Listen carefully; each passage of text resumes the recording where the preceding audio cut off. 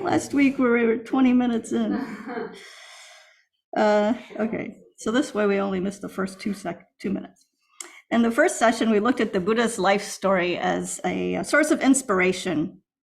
And in particular, we took a quick look at the first of the 4 noble truths, which was the nature of suffering, right? And so we talked about how suffering results from having a mind that's controlled by negative afflictions or negative emotions, particularly ignorance.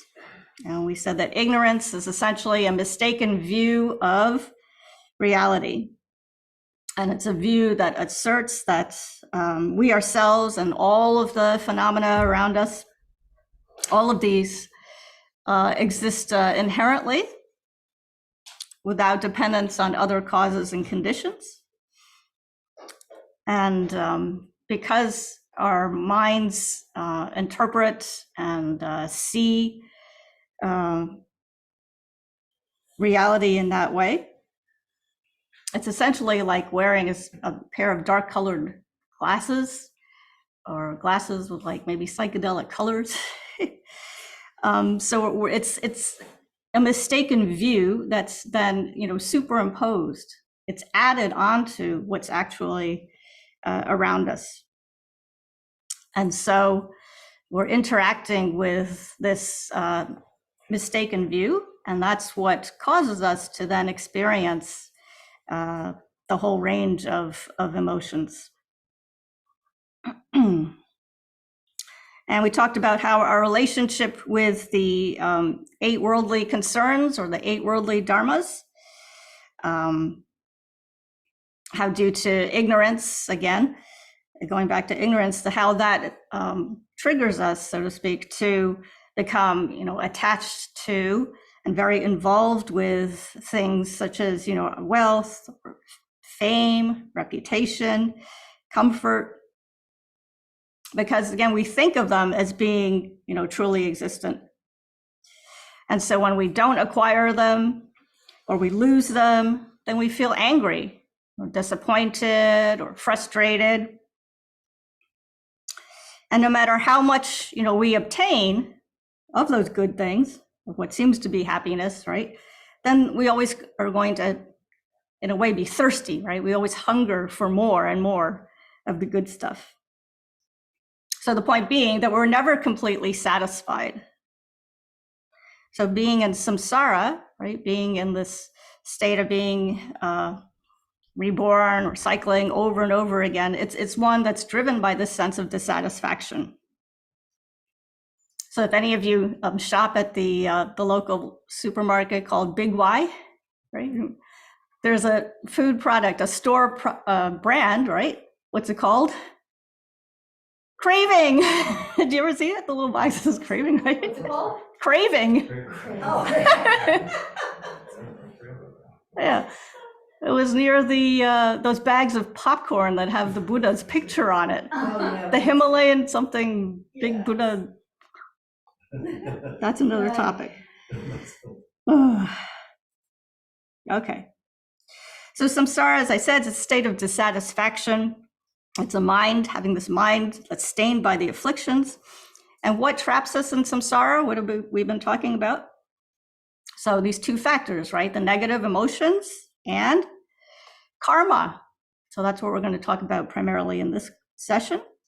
So karma is, what's karma? Action. What kind of action? Is it just random action?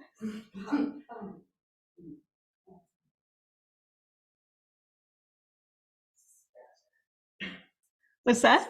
Oh, no, I was trying, I thought I had a word for it, but I realized I don't. Okay. It's so it's intentional action, right? Volitional action. It's something where your mind was directing you to do something in a purposeful way, not just totally random. So we'll talk about that in a minute. And we mentioned the 4 seals of Buddhism. See, these are 4 core principles. So the first was that all compounded things are impermanent. So all objects, all phenomena are impermanent. Well, actually, I should be more specific. Compounded things are impermanent. Let's stick with that definition. All emotions are painful. All phenomena are empty. They're without inherent existence. And the final one is nirvana is beyond extremes. Or sometimes it's translated as nirvana is peace. So today we'll continue to explore some of these key concepts, and we'll focus primarily on the second and the third truth. What's the origin of suffering, right? What's the origin of suffering? And how can suffering be eliminated? So in order to do so, we will take a closer look at the nature of mind, and then we'll talk a little bit about karma. So these two ideas taken together mean that we're responsible for our past, our present, and our future happiness. So while it may not feel like it sometimes, it's really entirely up to us whether we have a good day or a not so good day, right? So as Buddhists, we aspire primarily to happiness in the future. We're very future oriented. And the purpose of living is not so much accumulating, a lot of temporary happiness for today, but instead to create the causes for a good tomorrow. And so the Dalai Lama writes, the good kind of acceptance acknowledges and accepts our own and others' faults and failures, and at the same time wants to improve in the future. There's no use fighting the reality of the present moment, but we know we can change and improve in the future. We accept the present suffering, for the causes of it have been created and are already ripening. Future suffering, however, can still be prevented. So our mind remains optimistic. By accepting the present situation, our time and energy is not consumed in anger or grief, and we can direct ourselves instead to purifying the causes for future suffering, avoiding the creation of more such causes, and creating the causes for future happiness.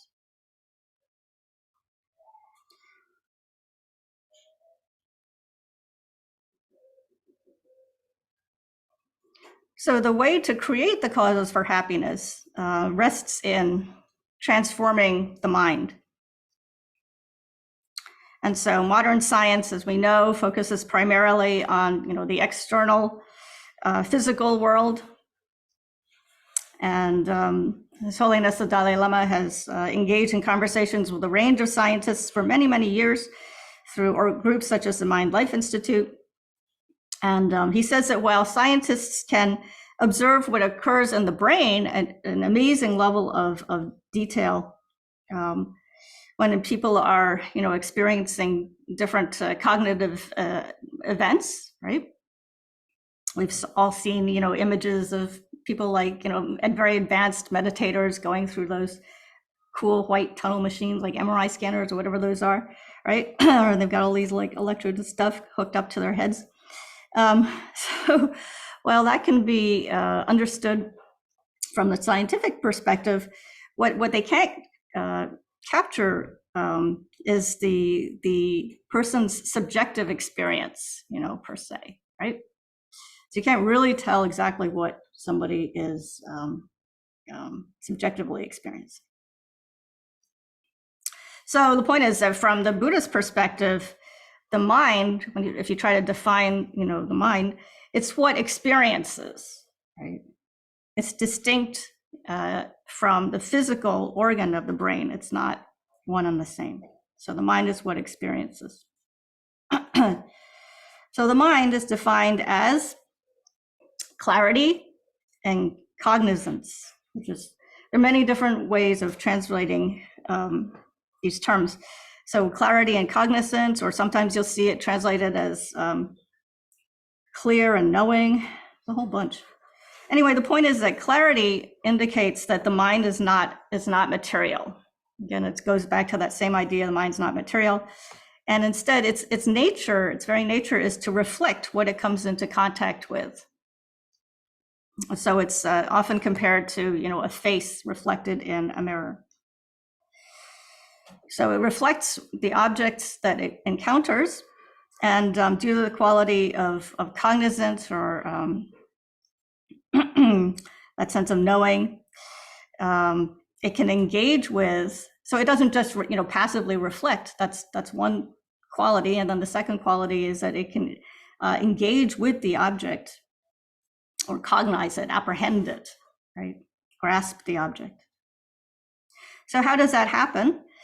So just very, very briefly, as we know, our minds are made up of different kinds of sense perceivers, right? We interact with the world through our sense faculties, right? So we can see things, we can hear things, we can taste things, we can touch things, right? The tactile sense of touch. And then at the same time, we have, the conceptual aspect of the mind. And what does that do? Well, that's what the ability to discriminate. So you look at different shapes and you can tell that one shape is a triangle is not the same as a circle, etc. So we can discriminate, we can reason, right? And then we can think about the past, so we can remember what happened in the past. So, our minds, the conceptual mind is extremely complex and can carry out many, many different functions. So then the next question is, how does that conceptual consciousness relate to the sensory consciousnesses, right? Okay, so when you're thinking or apprehending an external object, right? So if I pick up this book, and everybody looks at the book, then what happens? So, so your sense faculty of sight is primarily involved. So you're going to see some kind of shape initially, shape and color, or so the form and the color of the book will appear.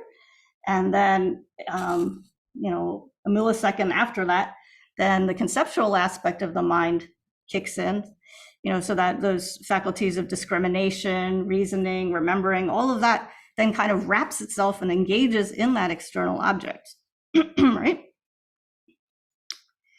And so the conceptual mind and assumes the object, assumes that, the very aspect of the object. And so in association with that, right, then all of the feelings will be evoked by that external object. So the point, though, is that that process of apprehending the object, of seeing the object, is so fused with the object itself that we can't be aware ordinarily that our mind is engaging with this object in the way that it does. So going back to the analogy of a mirror, it's impossible, if you see, your face in the mirror, it's impossible to separate that idea of the mirror from the face that's being seen in the mirror, right? They just seem to be indivisible, okay? They appear to be one entity. So we can't separate the qualities of clarity and cognizance, the mind's mental qualities of clarity and cognizance, from the objects that it's engaged with. It all just seems to be like one and the same thing, right? So that means that also that emotional interaction, that emotional response is very difficult to identify, right? So if you feel very upset by something or frustrated, then it just seems to take over, and permeate your entire consciousness, right? When you're feeling very frustrated, there's no sense of, oh, my mind is, my mind's clarity and knowing, are at play here. Right? It's impossible. You're just not going to be able to have that distance, that awareness. And actually, the ability to be able to reflect in that way is something that only, that's beyond the skill set of ordinary beings. Right?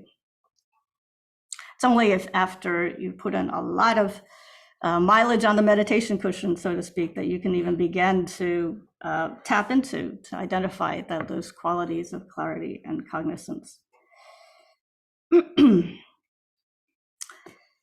But as we talked about previously, in terms of working with these emotions, right, the Buddha taught that we can clear away our negative emotions just as we can strip off old layers of paint and varnish that have accumulated on a painting, over many, many, many hundreds of years. And once you've done that, then, you can reveal a masterpiece in its true colors, its true vibrant colors. And so the analogy is, of destructive emotions in particular being like the spots on a window. So they're just superficial, temporary stains, temporary pollutants, which obscure, what do they obscure? The mind's pure nature, which are, right, those qualities of clarity and cognizance. So what it comes down to is a choice, right? So we can choose to free ourselves from the chains of the destructive thoughts, and feelings. And we can do this, having been born a human being. This is something that we can definitely do. And how do we train to see the nature of mind directly? Yeah, through meditation, right?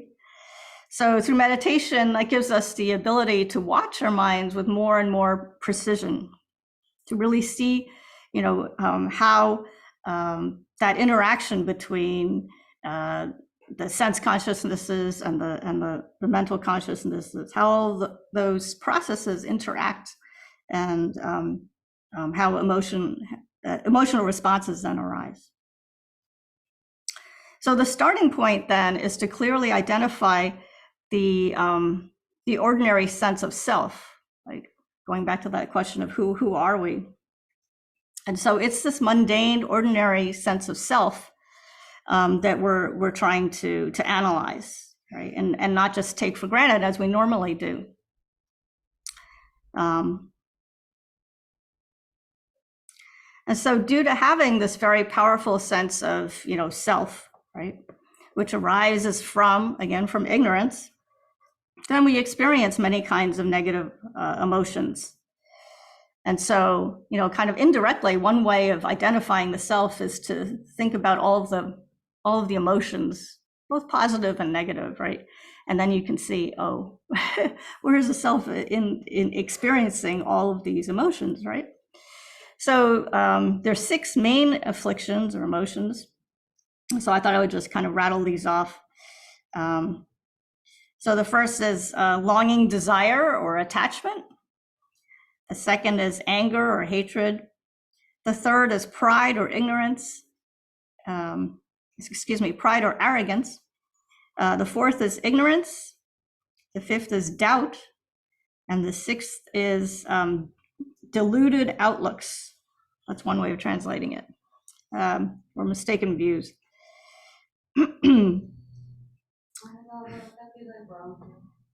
Yeah, it's one, wrong view is like one of several deluded outlooks. Oh. But yeah, basically it's along those lines. So it's so it's a tendency to experience things, objects, without questioning them. So it's like mistaken view, just buying hook, line, and sinker into whatever's around us. So these root afflictions, how do they function? Versus just trying to memorize the whole list. But the point is that these root afflictions exaggerate the qualities of the object that it's experiencing. So so let's say, what's the best way to make friends with somebody? Yeah, compliment them on whatever it is. Whatever it is. Say that, oh, that is, put lots of superlatives in there, right? Like, that's the best, that's the most beautiful, that's the most glorious, right? So compliment them. Add lots of superlatives onto whatever they're attached to. It could be to them, right? Oh, you're the most brilliant, right? And then likewise, these root afflictions tend to even, add qualities that the object doesn't even have, right? So, it could be, yeah, so that goes along with the idea of adding superlatives, saying something really, really nice. Or the opposite, right? You can do exactly the opposite. You can take a situation where somebody, has annoyed you, and you make them the most annoying person in the whole world, right? The whole universe, right? You just keep saying that, even if it's not true, you just keep adding on more and more negative qualities to the poor person. So it's a state of, exaggerating either the positive or because you're attached to something, or the negative because you don't like something. Okay. So the 6 root afflictions give rise to 20 secondary afflictions. And I'm not going to run through the whole list, but, you can just imagine what are some of the other negative qualities that we, or feelings that we experience. And so a couple of examples would be like belligerence, which is an overall intention to harm. Resentment or revenge, right, is a wish to return the harm that was done in the past. Or you can be really sneaky, right? So concealment. So it's a wish to hide a fault that we committed when somebody else points it out. So it goes on and on and on, right? Jealousy, miserliness, deceit. Right? Anybody nodding their heads thinking, oh yeah, I do that sometimes, right? Is laziness on the backside? It is, it's in there somewhere. Yeah, laziness, particularly with respect to practicing the Dharma. I'll be, thinking, I can do those mantras tomorrow. I really should just. Laziness, yeah. It's passive aggressive. It must be. That's a good one. Passive aggressive.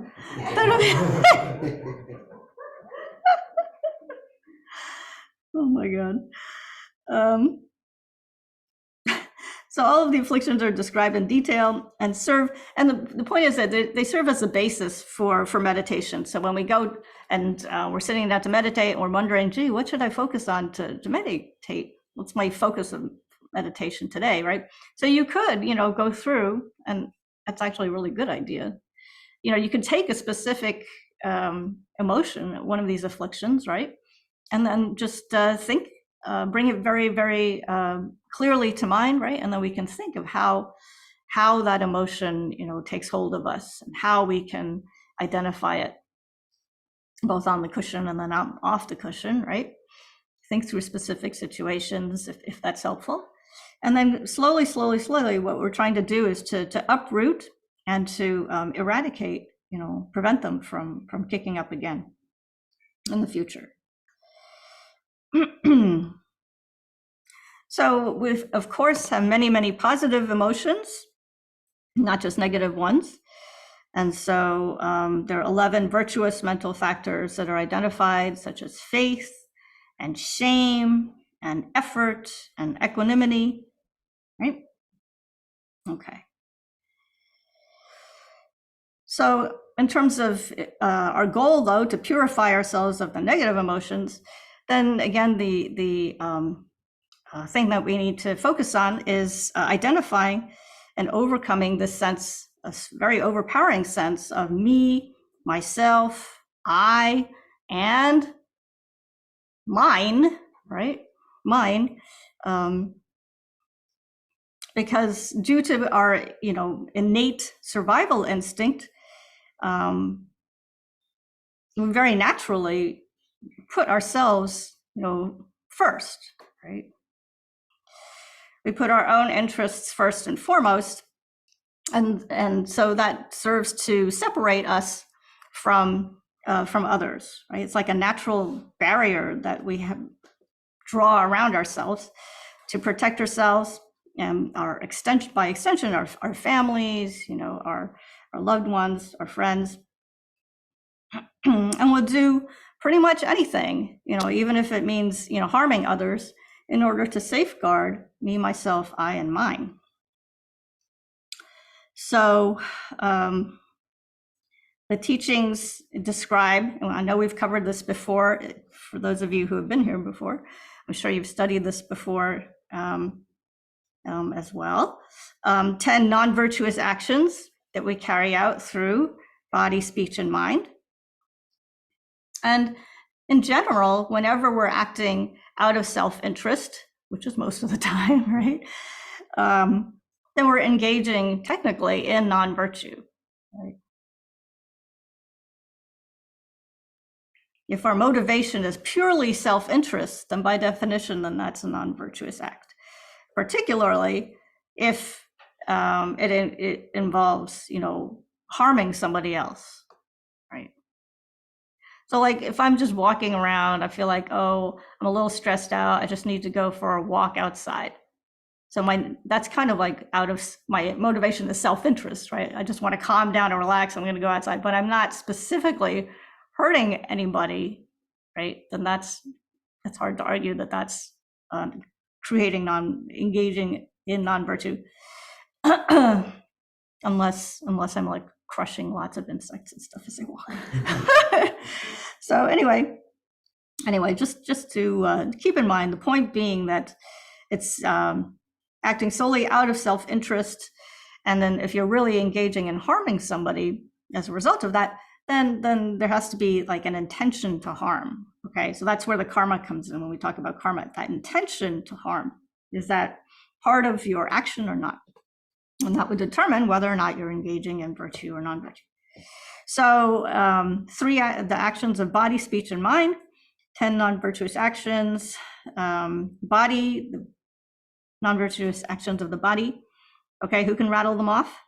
This is terrible, but. Killing, stealing, sexual misconduct. Okay, and speech. Now we're on speech. Divisive speech. What's another one? Gossip, yes.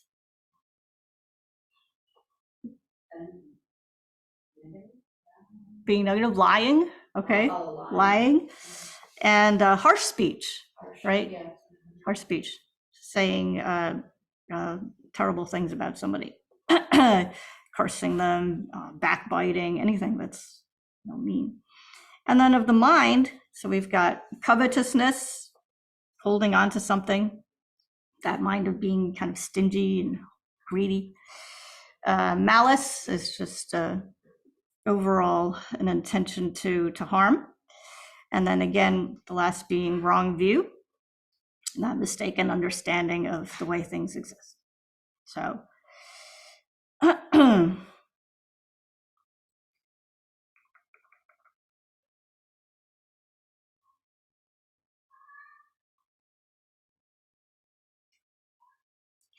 so the idea of non-virtuous actions, meaning actions that harm others, so that's certainly not unique to Buddhism, right? So the Dalai Lama always, emphasizes the need for educators to familiarize students with secular ethics and moral principles, because that's what forms the foundations of civil society.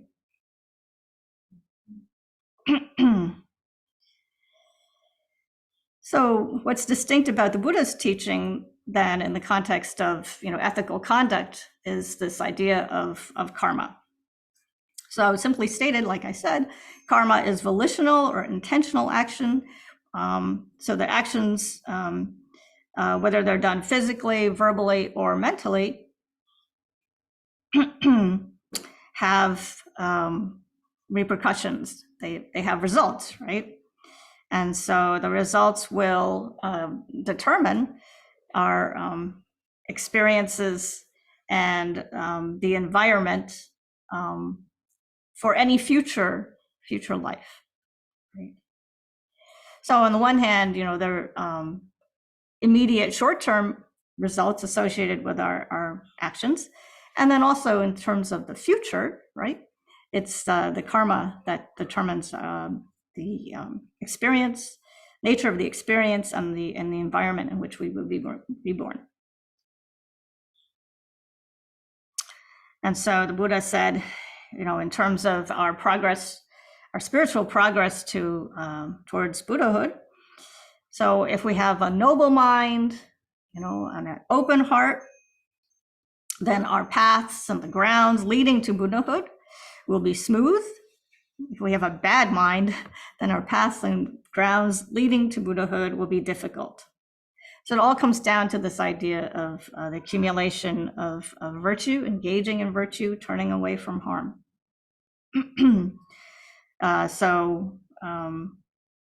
Virtuous actions then result in happiness, long-term, short-term, and non-virtuous actions result in suffering. So you hear the great teachers, say that over and over again in many different teachings and contexts. So just to clarify that point a little bit more, so it's the mind's, mental actions, our motivation and intention to help or harm others that then drives our physical and verbal actions. So if our minds are permeated, all the time with a deep sense of gratitude, a deep sense of appreciation for even for strangers, right? If that's sort of our natural state of mind, is to feel that sense of great generosity of spirit, then practicing patience comes very easily. Right? It's already there in your mind, essentially.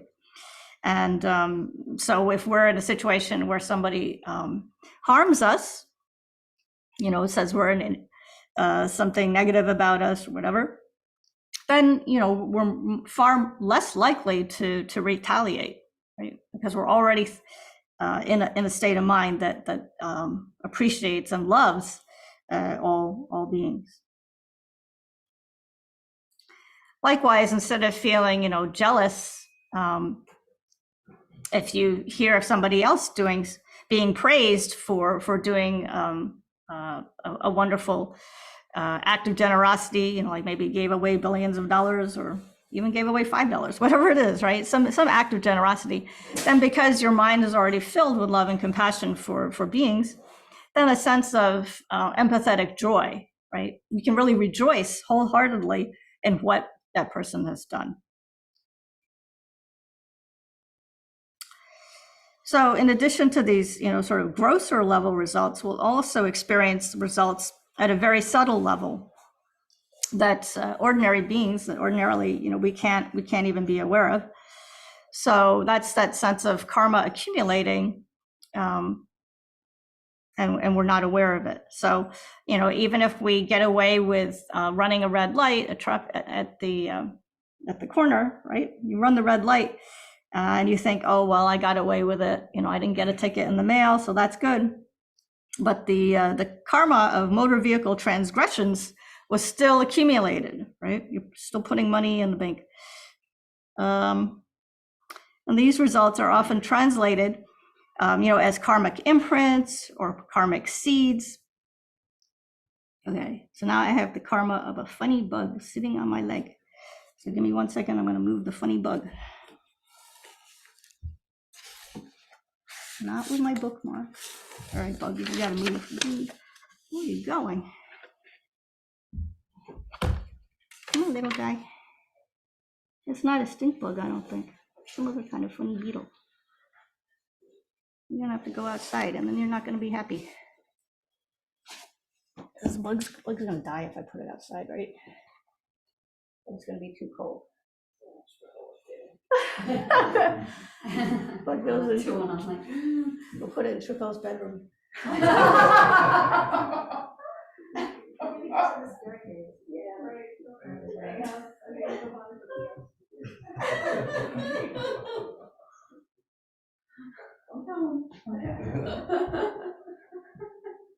Should have stopped the recording.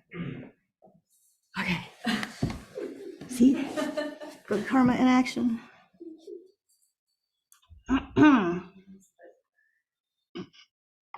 Mixed karma. Very mixed.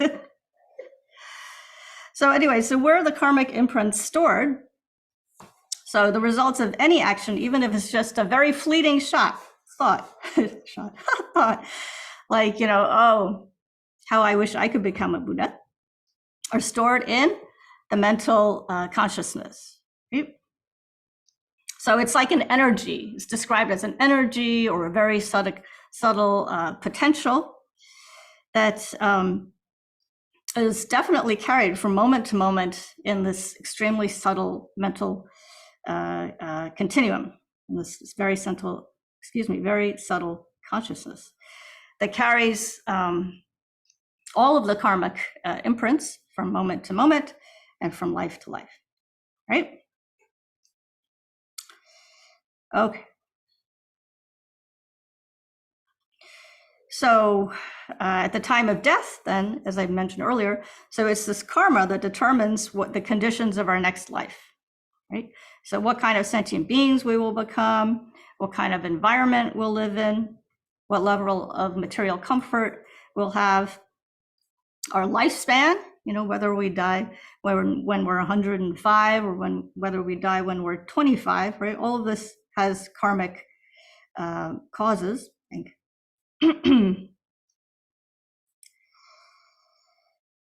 So the other aspect of this is this idea of there being in what's known as the desire realm, right? So we're born in the desire realm.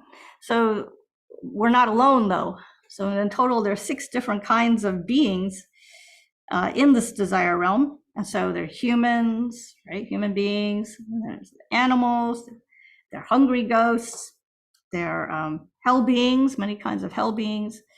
They're demigods and gods. And so we can directly experience, the humans, obviously we're humans, and animals. We can't be in direct contact with many of these different species and subspecies, et cetera, right? Many of them are beyond our understanding or detection, but we have some sense of what that means, right? Humans and animals. Hungry ghosts, hell beings, demigods and gods, I think unless to the ordinary mind, those experiences are not directly perceivable. But that doesn't mean we haven't been there. Right? We've been there. So of all of these realms, then which do you think is the best to be born in? Yeah, which is the most human realm, right? And why? Why would this be the best realm to be born in? Ability to learn? Okay, so the mental faculty, right.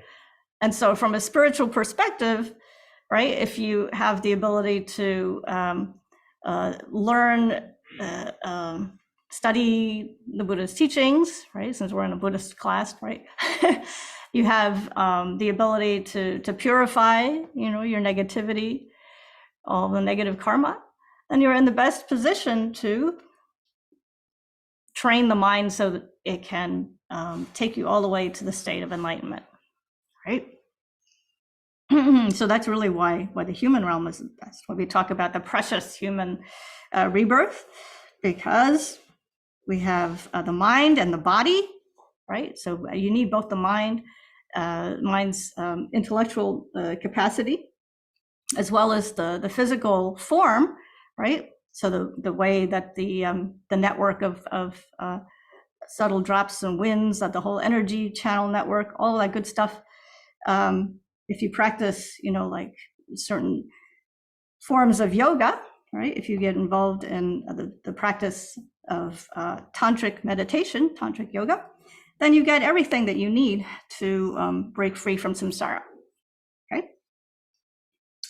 So what's interesting, though, and I'm not going to go into this, but the teachings do describe each of these realms in extensive detail. And so you would have a very clear sense of what it means to be born, as a hell being in the like in the hot hells versus the cold hells versus, it's very, very extensively described. And so that the particular type of suffering associated with each of these realms can be understood. And the purpose of really meditating on the suffering in each of these realms, the purpose is to provoke in us a sense of, deep fear and really of revulsion, right?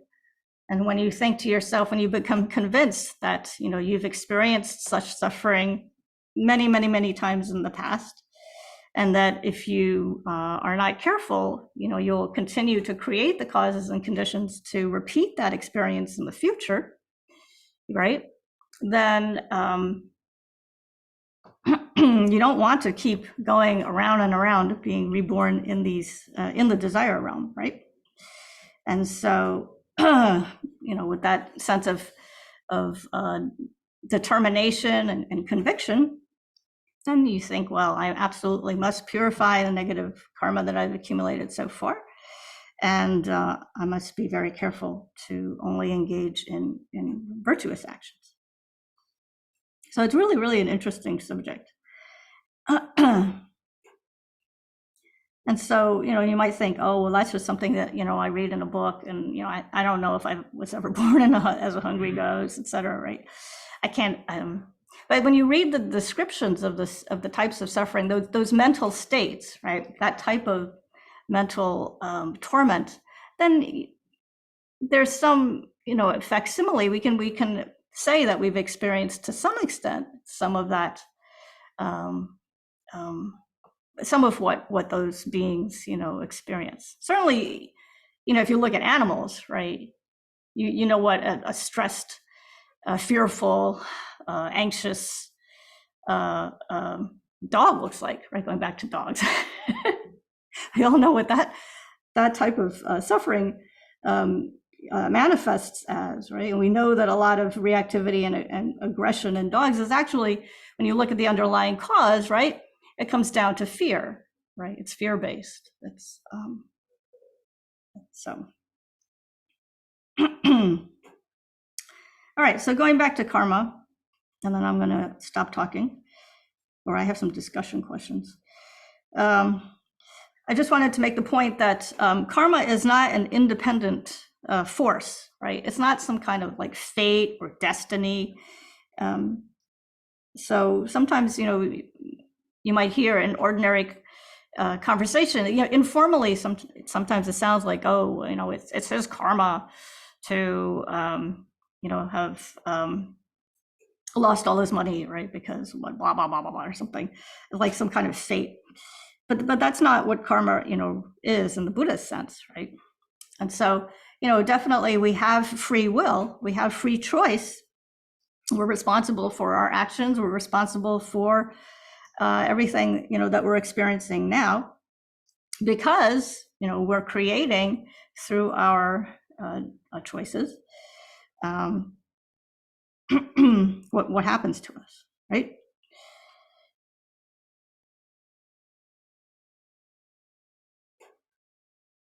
So if you're driving down the road and you swerve, this is a classic example. If you're driving down the road, you swerve to avoid a pedestrian on the side of the road, but you move into the opposite lane into oncoming traffic, and you hurt or kill somebody in the car coming towards you, then you don't really accumulate the negative karma of killing, because you had no intention, to kill the person in that oncoming car. You were just trying to not kill the person that was in your lane. Likewise, right now we're doing the 10 million Tara mantra count, right? 10 million mantras, 10 million Tara recitations. We're trying to do that. I think it started in December and it runs through like April. So the purpose is to help invoke Tara, the Bodhisattva Tara, or the Buddha Tara, to protect us from the impacts of climate change, right? And so if you engage in the mantra recitation with a very pure motivation, then, certainly the Tara will listen and you will accumulate virtuous karma, right?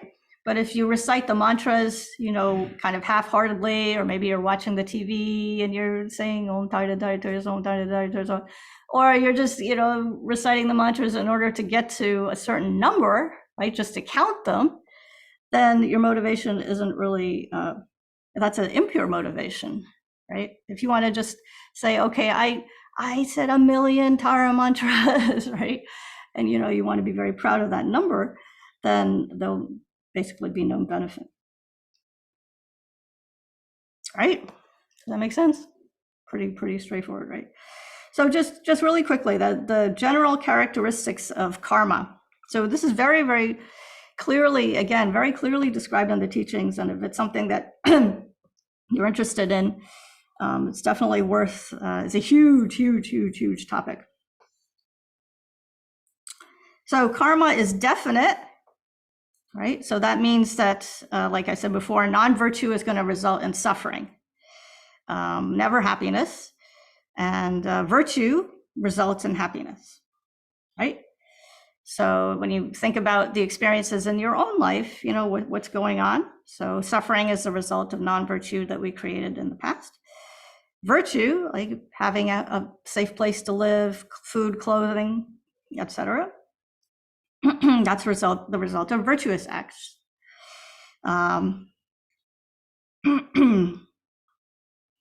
Virtue, can be something as simple as maybe you give credit for, you give somebody else the credit, for a successful idea, right?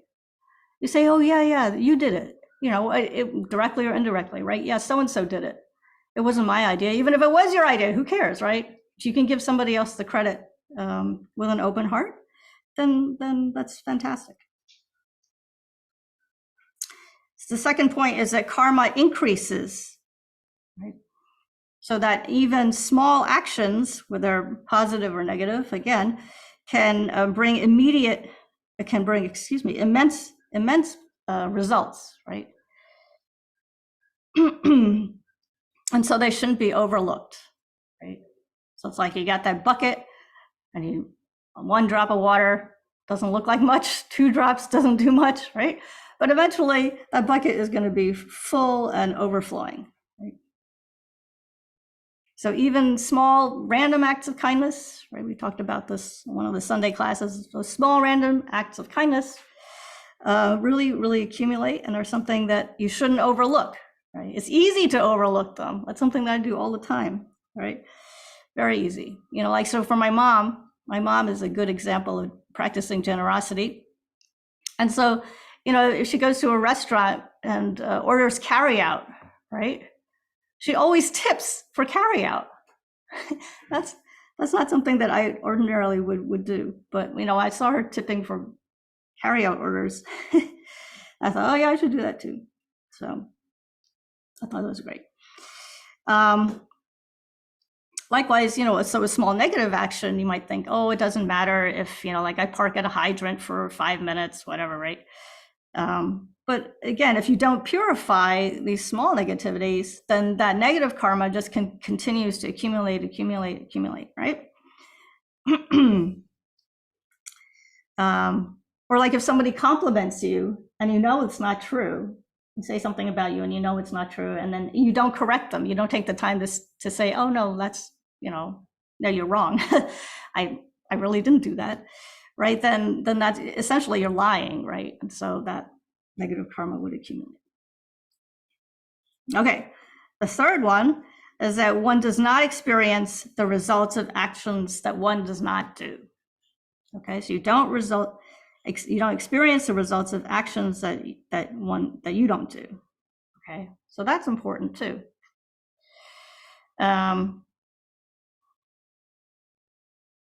And then the fourth one is that actions alone do not disappear. So these karmic imprints, can ripen in the future whenever the necessary conditions are available. Right? So that's that idea of you have this very subtle mental consciousness that carries these karmic imprints or karmic seeds. And so, over time, eventually, encounter the conditions that then cause those seeds to be triggered or to grow, to manifest, right?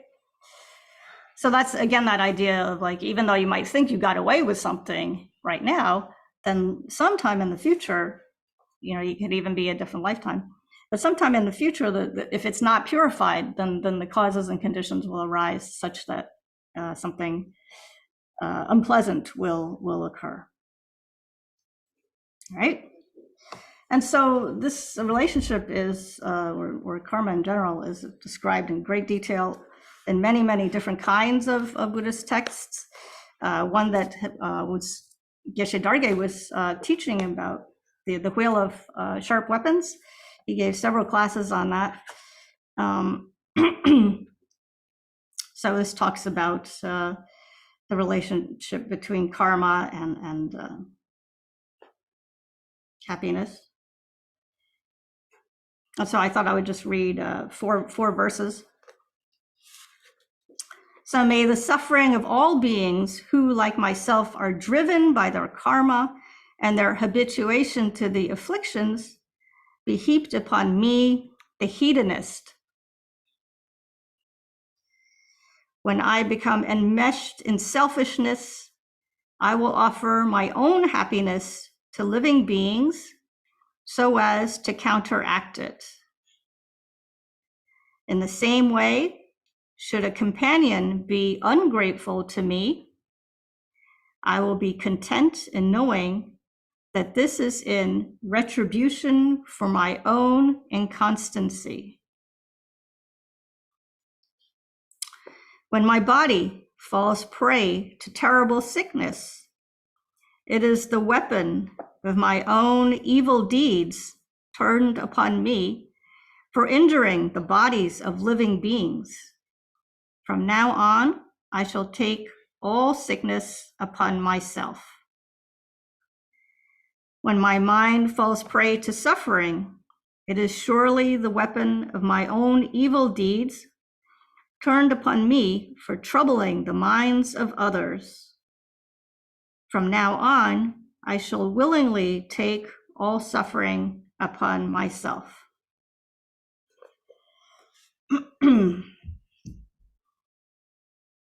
So this shows, how whenever suffering, we encounter suffering, whenever, we're sick or we run out of money or whatever it is, right? That we can use this as an opportunity to take on, the suffering of others, thinking that others are in the same position, that what's happening to me is a result of negativity, of harm that I caused other beings in the past. And as a thought transformation type of meditation, then we use this as an opportunity again to turn suffering into a means of helping others. Okay, so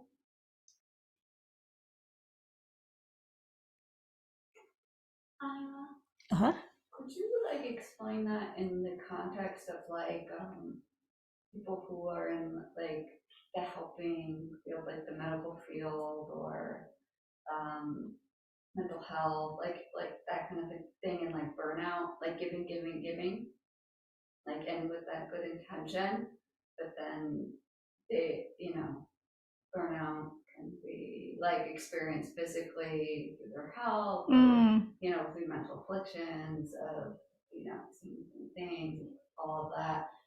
But yeah, like the actions that brought you to that point were all rooted in the benefit of others. yeah, Can you speak to that a little bit? I know that might be a tricky one. in terms of how to protect yourself, how to prevent yourself Or from like, if that has burning out. happened, like we've just been, I bring it up because we've just been through a pandemic. I don't know like who's listening and what everybody's been through. But there's a lot of people who I've spoken to in the community who have been through a lot, Yeah. and Absolutely.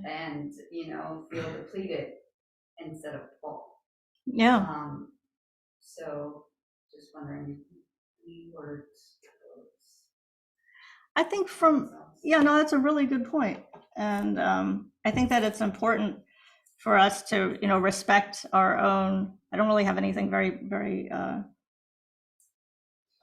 special to say, but yeah, I think it's important to respect, our own abilities. And it's okay to be able to say that, you can't give more when you're starting to feel, tired and burned out. And I think that in the Buddhist sense, compassion, again, if is that desire, that enthusiasm for doing anything to help others, and yet it doesn't mean to um, go so far as to undermine your own capacity to give. So I think it's like the slow, gentle, Right. including being Right. kind to yourself. So that you got that long-term vision in mind, not just like going 100 and giving 110% and then being like, right? Yeah, exactly. It's hard. But like, It's I hard. feel like some people were pushed into that situation and causes and conditions, the Yeah. pandemic came, Yeah. and then. You felt like you had no choice, or you had no things choice. changed rapidly. Yeah. For certain, like, certain portion of the population, hovering, whatever, realm of people. And, A lot of burnout. so what I try to think of, and I want to know your thoughts on, is I know that a lot of times I hear to put other people first. And I truly believe in that, but then I think that, but when you can't give anymore, you have to also tend to your own Absolutely. well-being so that you are equal to others, right? And Yeah. then are able to give. Is this correct? Yeah. Okay. No, I agree totally. Yeah. Yeah. Karen? To respond two parts. So one part is, I think we are talking about, if we talk about karma, it's easier if you think about, it makes maybe a little sense for a moment, is if you think in terms of multiple lives that we've lived, and all the actions that we've done in our millions and billions of lives before this. So we've got positive and negatives. And so like the actions that we're going through, it's, and so we're going through this really rough spot right now, really difficult. And it's not because of necessarily what I do in this life. Today, this year, it could have been when I was a warrior and I killed a whole bunch of people, right, in the previous life. So it keeps getting bigger, but also to recognize that this moment, it's the cause effect of multiple lives before. And then there's a second part where, also as a healthcare worker, I do have, these negatives, these lows. But because of this COVID, I also recognize that there are these, so many levels. It's the depression levels coming out and okay. But I've also noticed that this too, just like life, it's cyclic. Yeah, it's cyclic. You can recognize that it's cyclic. This is also part of it. This is the understanding of karma and the impermanence also. So if you Yeah, that's recognize that beautiful. you're in the low part, if you can, recognize you're stuck in it. And that this is one more time. Mm, Maybe tomorrow, maybe in a week, you're gonna be, back up. that's the optimism. Yes, I love that, I love that. That's And beautiful. in those valleys where we get those opportunities, unfortunately, like through suffering, that's how I'm interpreting it, to learn something new too. Navigate the next suffering Yes. more easily, right? Hopefully A something similar in the future you don't do, so. little bit of now, anticipation, yeah. Thank you. And when you're at the deepest realm, remember that time so that you can help others. Right, right, there you go, yeah. All the things you learned at that time. Yep. You can say to people, I've been there. I know what it's like. Yeah, yeah, yeah. Gosh, It's it's much really more happy. That's a good than point. talk to others. Yeah, yeah. Anita, Uh-huh. I'm really straining to hear, and I was just wondering if it might be possible to sort of summarize.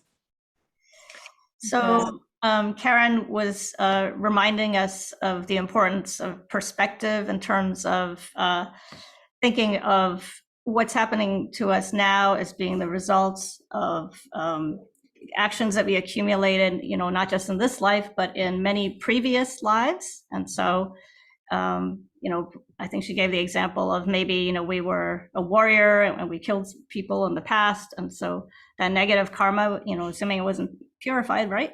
So then it's going to result in suffering in this life. And so thinking of what's happening to us now in that perspective, it helps shed some light. So it kind of eliminates or reduces that sense of why is something bad happening to me? I'm such a great person, right?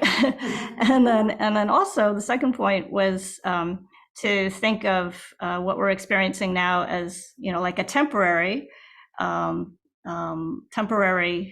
situation, right? And so that our lives experience like a fluctuation of happiness, and suffering, happiness and suffering, so to speak, and that we should use any suffering conditions that we're experiencing now as learning opportunities, and as opportunities to empathize with the sufferings of others, right?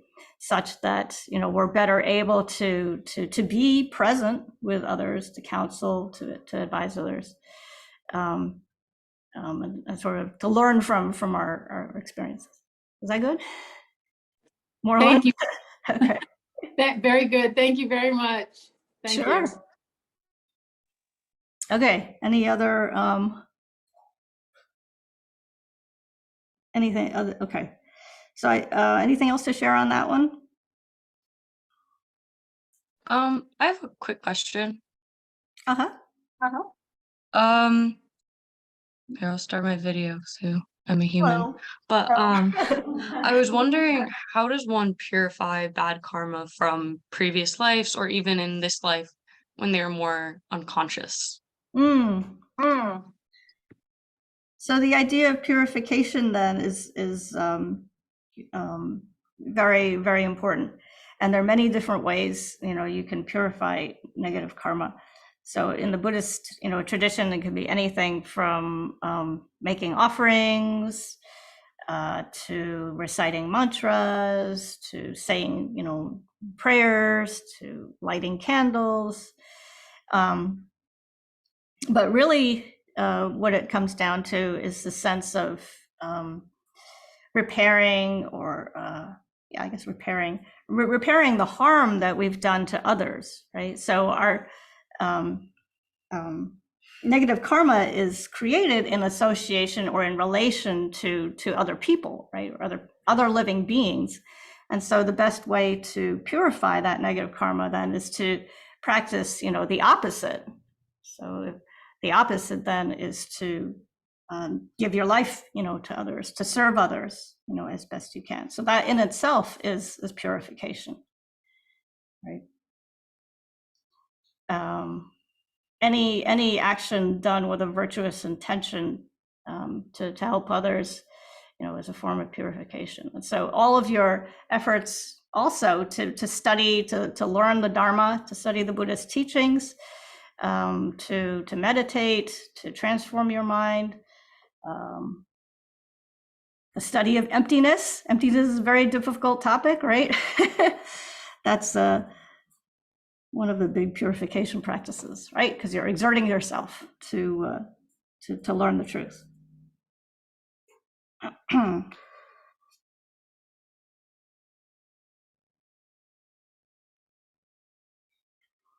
So my discussion question, oh, go ahead, sorry. Yes, I had a question. A short while ago, you mentioned something about when illness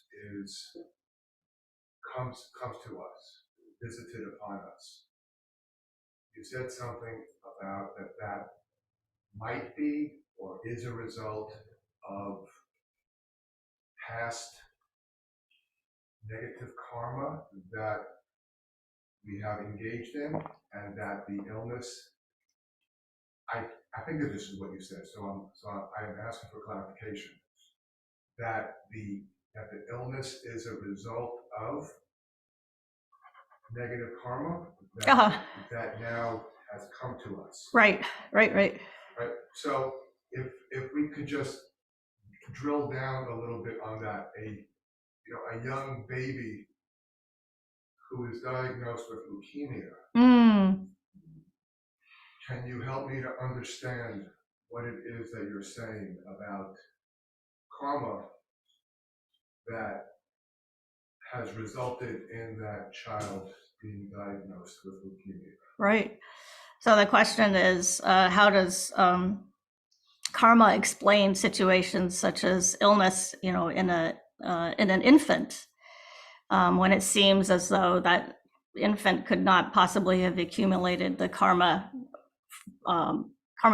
causes in that short lifetime, right, in this present lifetime. And so that's when, we have to think about the idea of karmic seeds being planted in the past and previous births, and then being planted on that very subtle mental consciousness, which takes place,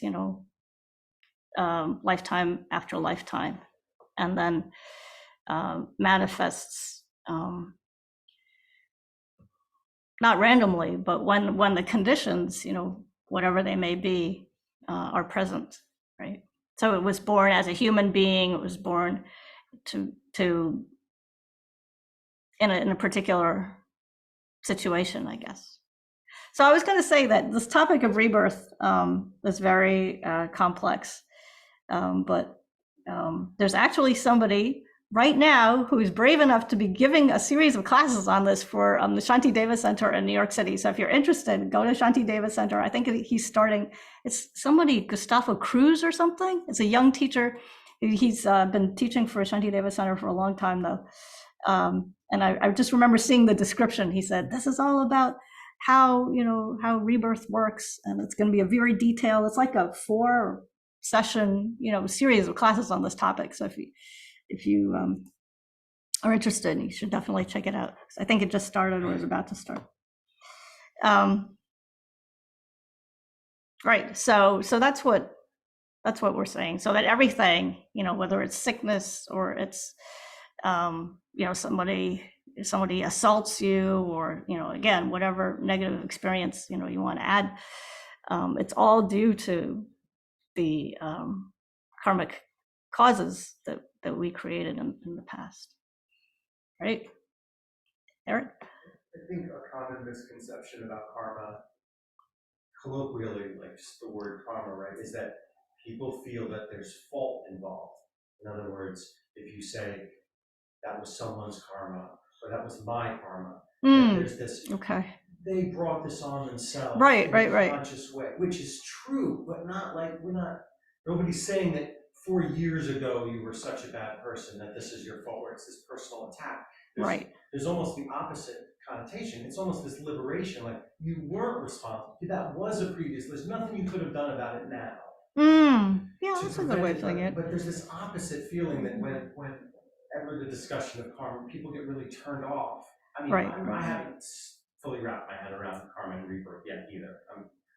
way more able to dig into the other stuff and like internalize it. This is still, I'm like learning and kind of on the fence from Yeah, we afar. all are. But We all are. that's a real big stigma for the whole Yeah, that's a good concept, point. because when you say, well, that might have been your karma, and you mean it, you mean to talk about it lovingly, people will not hear it that way. Right. You know, that's an insult. How could you say that? What did I do? But you're really saying the opposite. You're trying to say it's okay. Like that you couldn't have done anything about it. Because in it's this your lifetime. karma, right? You're We're controlled by your karma predetermined, right. and your negative emotions. And I just feel Exactly. if that were communicated up front a lot about the whole teaching of karma, that it would be a lot more approachable Yeah, to people that's who a really have good point. including myself, who have that immediate defensive, like, hey, what do you mean? I've been trying. Right. That's an excellent point. Yeah. It varies Mhm. between people. Some people have no sensitivity to that, and it's totally okay. But some people have such high sensitivity to it that once they feel that, they're just turned off for good, and it's like you can't really get that back, that openness to discuss it back again. So they're just going to shut it down. Yeah, actually, just the other day, there was an interview with the widow. It was on NPR. The widow of the sportscaster who died of an aneurysm. The one who was covering the soccer, right? World Cup, right? And somebody had accused her, had brought up this idea of karma, like this is all your fault because of something that you did in the past, and blah, blah, and she was like, she was so upset. She was so upset. Right. And I was thinking, no, you're not understanding. That's the wrong. Like, no. Yes, yes. It's not that. It wasn't that at all. Yeah, I felt so bad for her. I think Karen, sometimes Karen, you got to yell. sometimes, Sorry. sometimes I change the word karma because if it's said many times, I forget the meaning of it. So I've exchanged the term causes and conditions for it. Okay. Instead of using the word I've heard it karma. said by other people, so that works for me. Seems more Think of it in objective. terms of causes and It's happening conditions. anyway. It's karma has all this loaded stuff Yeah. in society now. Yeah. So it's now, so causes and conditions, it doesn't. That's a good have one. that. It's Yeah. not used as much. Yeah, it's not karma, right. Okay, so karma, using causes and conditions instead of karma having a lot of loaded connotations. Karma with a big K, right? Karma is like fate. This comes from ignorance, but, so we look at it that the karma that has created something negative, right now, is things done in a past life and then what about the bad things that we might have done last week? Sure. Does that just go into our next life and not? No, it could take effect right now. Yeah. Right, so when you do say it's karma, someone could be offended because they would think, oh, you think I was such a bad person, last year, or, so we could look at it as, it might have been something that we previously did, or it might have come from that past life, okay. Right. So the example of the infant, having leukemia, well, that's, Right. Yeah. It clearly could, right. Probably not something it did since it was born. Yeah, day one, right? But the causes and conditions are really good because even bad karma can fail to ripen Right. if you kind of skirt the causes and conditions, either knowingly or unknowingly, which could be the result of good effort, like wisdom. Am I right? That you can try to make the right decisions to avoid the causes and conditions that might ripen past bad karma. Absolutely, right. Purification. Step in. Right. Be like, oh, whoops. Didn't see that one, right? And you can cognize it and be like, oh, I want to avoid the possibility of bad karma ripening, so I'm going to do the ultimate best thing here, selfless and altruistic. Right. That has an effect. Yeah. So you're making the ethical choice, right? The ethical decision on a moment-to-moment basis. You're thinking, okay, I'm using my powers of discrimination, mindfulness and introspection, right? Those are the qualities of the mind that enable us to be able to make these right choices, right? Make the good choices. Always just prolonging the inevitable, though. Will that karmic seed ripen regardless? No. Remember, purification. If you're doing that also, right, as a separate practice, though, no? Yeah, it all goes together. It's all good. they don't go. But yeah, purification is definitely got to be somewhere on the things to do list. Every day, but I feel like it's a very specific thing. I try It to do is, yeah. purification practice Yeah. as a separate, specific That's good. thing than just being like, oh, I'll tip a little more. Right. A parking space. I don't really feel that. Well, yeah. I mean, Good karma, merit maybe, but to purify past stuff, I agree. got to work a little harder. That's just the way I've interpreted what I. Yeah, 100,000 prostrations for you. 200,000 for me. Okay, well, let me see. We got like 2 things on the chat. And did you have a point that you would like to make? I wonder if this goes back to what we said, one of the highest orders of being said in the beginning is being human. Maybe this applies to the fact that suffering is an opportunity to grow, and that's why we're here in the first place. Because the rebirth of gods and demigods is it's written that they're so preoccupied by the pleasures that they tend not to seek out dharma, Right. which winds up being a negative in the long run, right? Right. And maybe reborn as a god and think, this is the best. I'm so awesome. I did it. I'm at Right. the top. But because that's the way you think the whole time, yeah, humility, that's how you fall back down. Well, you don't realize that, right, that you're in the desire realm and that So it's you just burn all impermanent. the good karma without creating any new future. Right, right. So you use up all the good karma that got you there in the first place. Right. And so we have to be careful, again, states of mind for those other, realms we're experiencing sometimes, in this very life too, right? When things are good, nobody comes to Dharma class, right? Yeah. We all know that. I think I've heard it many times, your enemy is your best teacher. And this, Say that again? your enemy is your best teacher. Yes, that's what we need enemies for. True. And the enemy is the enemy within, that too. And that's true. Yeah. Okay, let me try to, let's see. We're gonna do one more question and then a little bit of meditation. If we are, this is Michelle's question, if we are in the position of walking through life, trying to live with pure intentions and give to others without expecting in return, but knowing that it is good karma to do so, are we still doing it with a pure heart and mind if we're considering our own karma in the process? So you're being kind to others, you're not expecting anything, but you're knowing that it's good karma. Is that still a 100% pure heart, or is there like a little bit of selfishness in there? So I think that's what the Dalai Lama would call like selfish, isn't that like his selfish compassion, selfish pure heart? I think as long as you can start there, then that's a really good place to start. That's a really good start. And that any sense of, doing it only for yourself, with the capital S, that's going to get smaller and smaller and go away, right? So I wouldn't worry about it so much. First step is just to even make any kind of effort. And then it's all going to be good. All right. So we only have a few minutes left. Ooh, very short. Oh.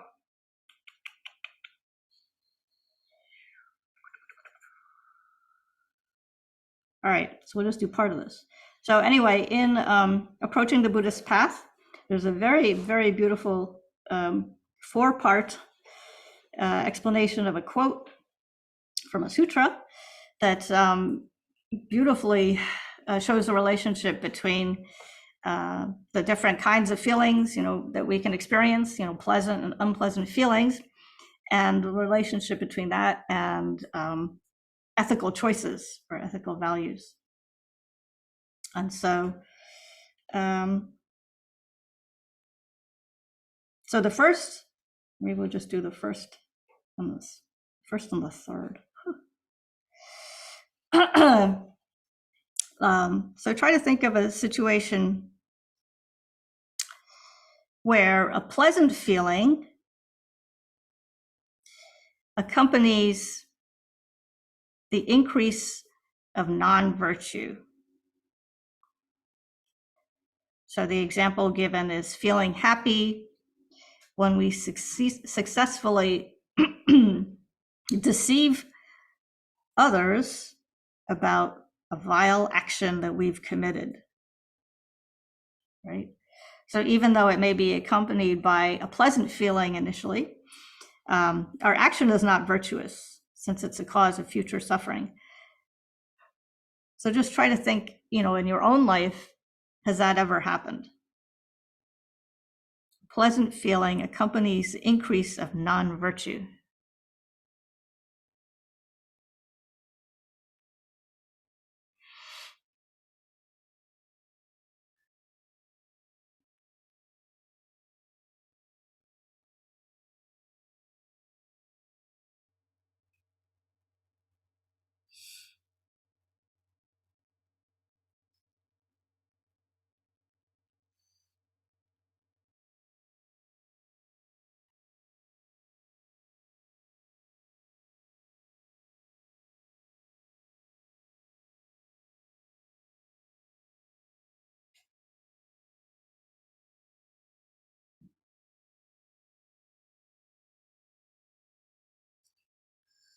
Okay, the second one is the pleasant feeling when a virtuous action is done. So virtue increases and that gives rise, or is associated with a pleasant feeling. So the example is taking delight in making a generous offering to a charity that helps refugees. This kind of happiness, is a win-win in the sense that, you feel joyful, happy about it now. And the action creates causes of future happiness for the self and others.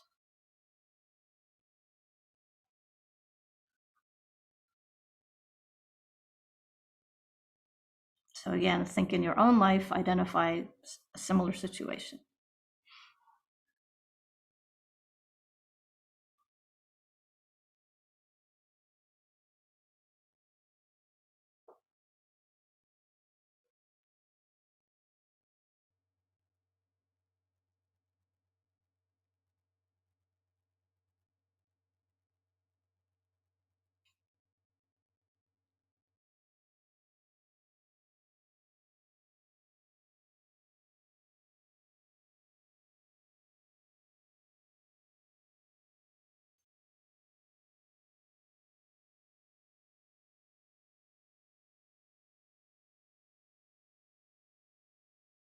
Again, as Michelle had pointed out, being aware or sensitive to whether or not your motivation in carrying out a good deed was tainted by some sense of self-cherishing.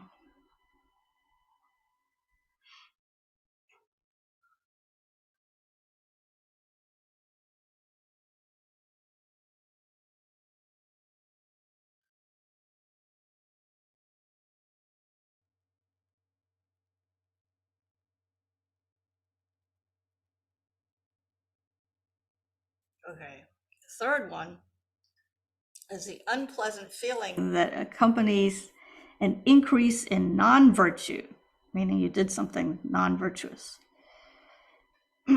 So this is the pain of someone who angrily rejects being sentenced to prison after being convicted of embezzlement, not taking responsibility for his non-virtuous actions. He angrily blames others and creates more non-virtue. If he accepted responsibility for his action and regretted it, then his virtue would increase and his pain would lead him to change his ways.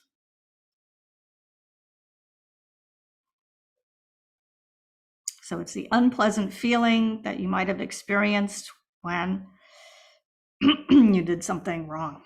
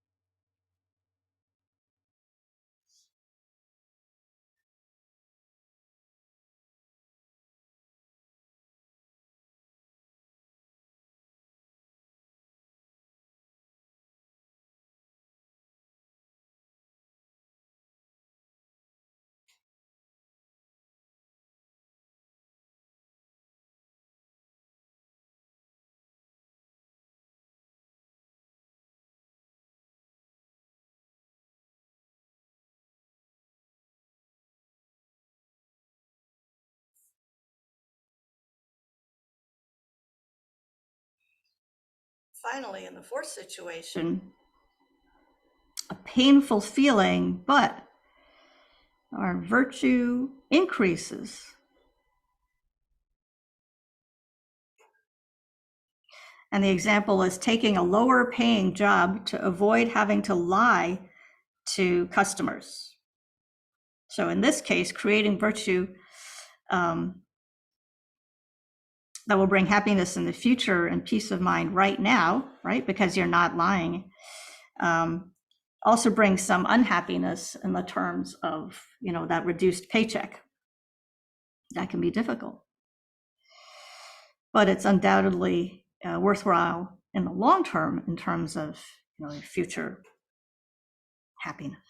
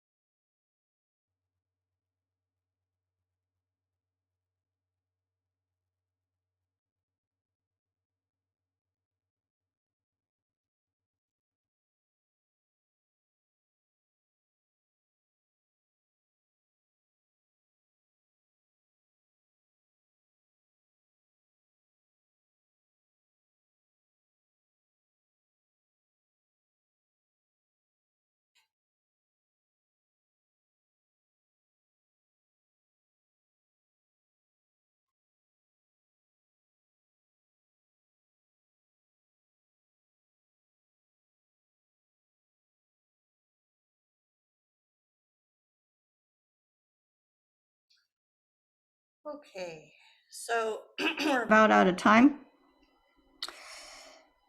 So can the causes of suffering, right? We talked about karma and the negative emotions. Can they be eliminated forever? So I hope that this session has helped you see that the answer is yes.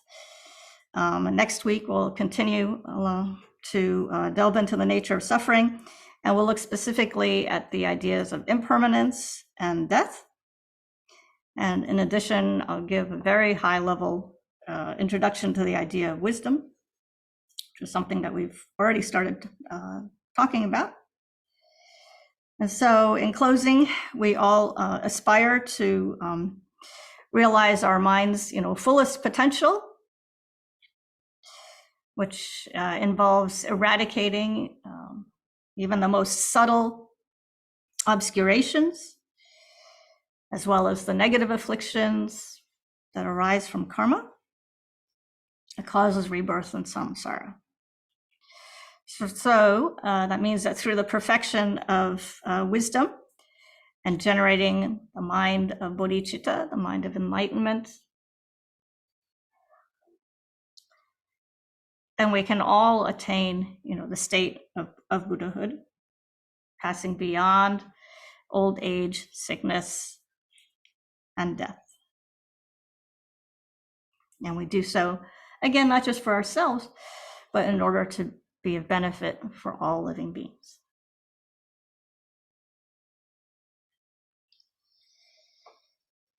Okay, are there any other questions or comments before we wrap up? Uh-huh. Well, thank you, because I've been thinking about that during meditation, what you said, and I think I now see karma as both an acceptance of universal justice and a reminder of it. Mm.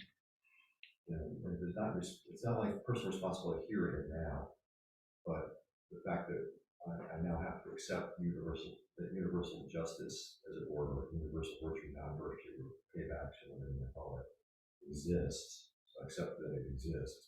It's a reminder of how important it is as well. So, and I've not seen karma that way before. So I want to thank you for bringing me to that threshold.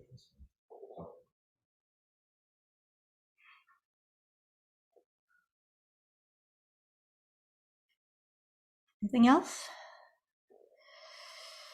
Okay, well, thank you again for coming, and be well. Thank you, Anila. Okay, Bye. Bye-bye.